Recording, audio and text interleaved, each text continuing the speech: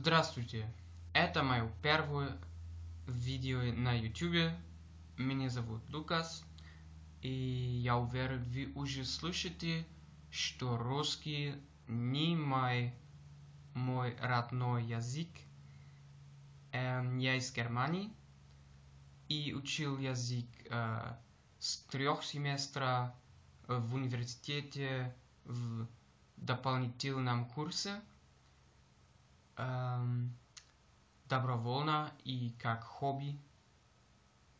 На самом деле, я подготовил и искал несколько слов.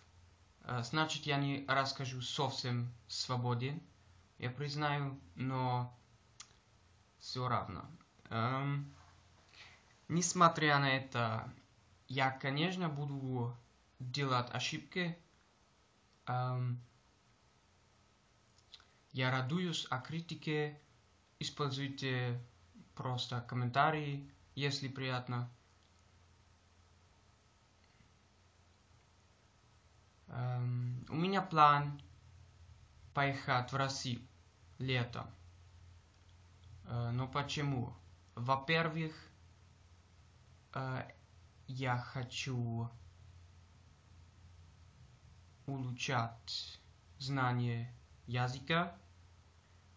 Но главное, зачем я хочу поехать в Россию,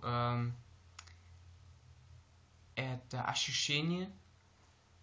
Я чувствую, на самом деле, что это часть путешествия моего становиться мужчиной.